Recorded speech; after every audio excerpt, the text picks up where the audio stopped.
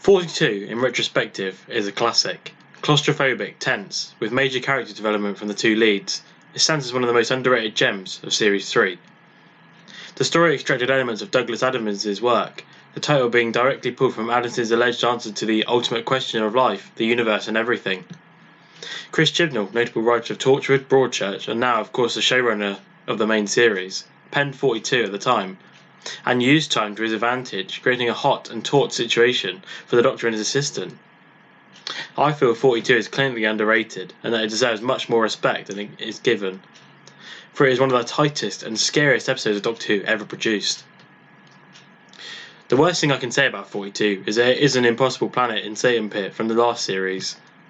As the revived Doctor Who's second foray into relatively hard, space set science fiction, this episode can't help but evoke comparisons with last series' terrific two-parter. Indeed, there are times where 42 can feel like the previous story with the serial numbers filed off. The similarities range from deliberate callbacks, most notably the spacesuits, and the design of the SS Pentalion is meant to invoke the same future time period, to more general echoes in the narratives. Both stories feature cosmically incomprehensible enemies, possessed crew members, intentionally convoluted chase sequences, and even plot beats like the TARDIS getting lost between a bulkhead as the situation worsens and the Doctor saving his companion as their would-be escape vessel plummets into a deadly celestial object. I'm overstating the parallels to be sure, but the cumulative effect is that 42 is at its weakest when it's most directly in the shadow of its predecessor. The overriding successes of last season's two-parter were in the characterization and its thoughtfulness. The double-length running time enabled the Impossible Planet and the Satan Pit to kick around the complex, at least by Doctor Who standards, idea about religion, and to develop the Sanctuary-based crew members as nuanced, multi-dimensional characters. By contrast, those aboard the SS Pentalion are never much more than archetypes. Catherine McDonald is a tough but fair captain, a heartbroken wife, and a bit of a cheapskate when it comes to refueling. Riley Vashti is the kind of unsurprisingly handsome, affable young crew member you'd expect Martha to be almost died beside. Dev Ashton and Irina Lesak have a combative working relationship. Abby Lerner is clever enough for the Doctor to comment approvingly. Orin Scanner is a sure survivor in that he comes across as a bit of a pragmatist. Besides, he's only one of the two crew members who survived the story, so he earns the title pretty much by default. It's not that any of these are terribly predictable or cliched. Captain McDonough is at least a relatively novel combination of various familiar traits. But these are all thinly sketched characterizations. They're only there to serve the basic needs of the story, nothing else. But then that's by design. The episode's title, beyond being an allusion to Douglas Adams' Hitchhiker's Guide to the Galaxy, indicates the story's real-time conceit, as the Doctor and Martha are given precisely the 42 minutes that comprise an episode's running time to save the Pentalion and his crew.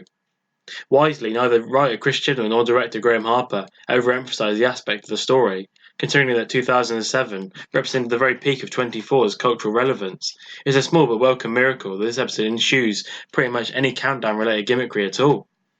Instead, there is simply a sense of urgency that permeates 42, and a lot of that comes from how the Doctor is written and portrayed. And it's a great performance by David Tennant, that's for sure. It's an accepted trope of Doctor Who that its protagonist can earn the trust of any group of strangers, but that is the Doctor, summed up. No matter how preposterous his presence might be. In this case, as with the Impossible Planet and the Satan Pit, his and Martha's appearance really does appear impossible to the crew members, considering their tremendous isolation. In the earlier story, the Doctor had time to integrate himself with the Sanctuary-based crew, who were glad of the opportunity to discuss the insane situation. Here the Doctor doesn't have the luxury of such opening pleasantries. Some may find the concept of a living sun silly, but I, however, have always had a great fondness for stories, Doctor Who or otherwise, that give an interesting non-sentient object a mind of its own, as long as the vast majority of the rest of the story is sound, which, in this case, holds true. It's exhilarating to watch the Doctor assume command of the situation by sheer force of personality, and David Tennant sells that de facto takeover through a performance that is equal parts forceful and frantic. Every other line is delivered as he breaks into a run. In other stories, the Doctor can mess around before properly acknowledging the gravity of the situation, but here he is all business. Really, that's a good descriptor for 42 in general, and this is the one area where I'd say it improves on aspects of the Impossible Planet. For all the success of last series' two-parter, its initial episode has a slight languid pace, as writers Matt Jones and of course Rusty Davis gradually set up the various mysteries and character beats that would pay off far more forcefully in the Satan Pit. Chris Chibnall's script, on the other hand, is nothing if not fiercely economical. 42 is crammed with incident, the pub quiz fueled race throughout the ship, the various showdowns with the possessed Corwin and Ashton, the Doctor's daring rescue of Martha and Riley, and the subsequent possession by the sentient Taraji son. Throughout, Graham Harper gives the audience precious few moments to catch his collective breath, though he picks his spots expertly.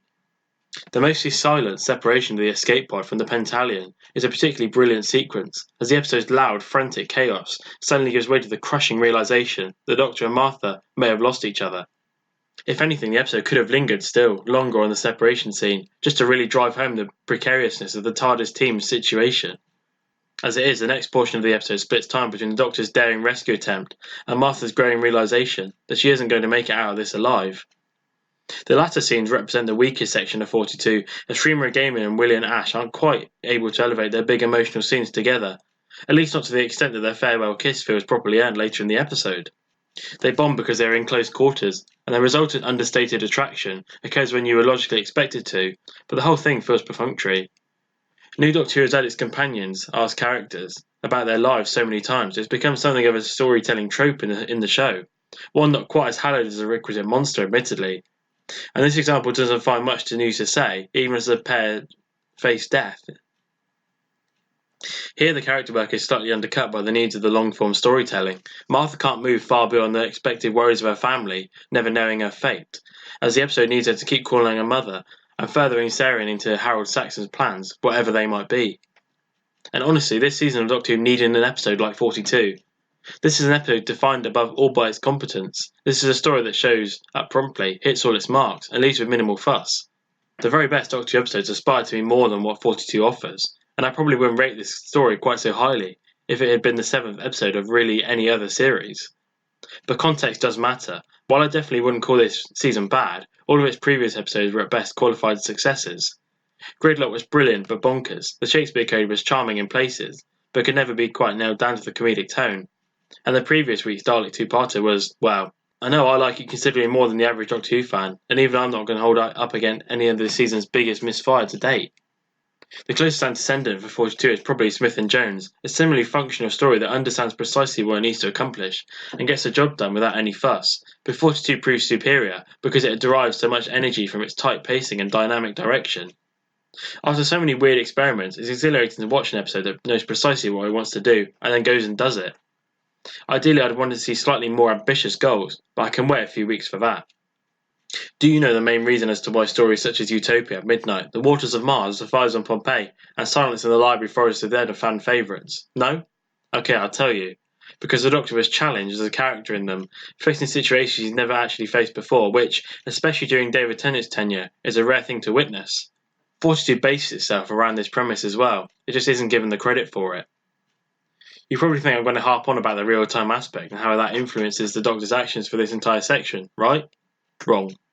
While the real-time is a very effective way of creating tension, the episode really gets going when the Doctor tries to save Martha. The sheer determination you can see in the Doctor's face as he's about to step out of the spaceship is simply magnificent.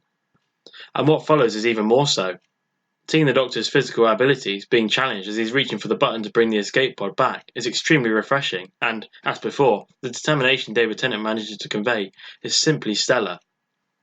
A few things I'm not too keen on is the whole door security pub quiz thing we see during the entirety of the episode, and, if anything, actively distracts from the two interesting elements here, the ship crashing and the burning sun monster. It's very stupid, and the whole "we set this up when we're drunk" thing seems too far on the nose for me. That leads me quite nicely onto another point. I'm not really fond of Corwin and later Ashton going around uttering "burn with me" every time they find another victim. To me, it feels like a bit of a ripping off of the empty child from Series 1, and yet another case of a monster needing a idyllic catchphrase to lure in the kids. This now joins the empty child, the Daleks, and the Cybermen, who all have their own unique catchphrase, and it's getting a little bit tedious by this point. Overall, this was a fair adventure for the Doctor and Martha, with some nifty visuals and character beats, but mostly lacking the suspense it needed to be working so hard to achieve. Nonetheless, it's always entertaining to watch David Tennant and Freema Gaiman work together. Even the lesser of the Doctor's adventures carries enough entertainment value to make it worth the hour. I give 42 a 7.5 out of 10.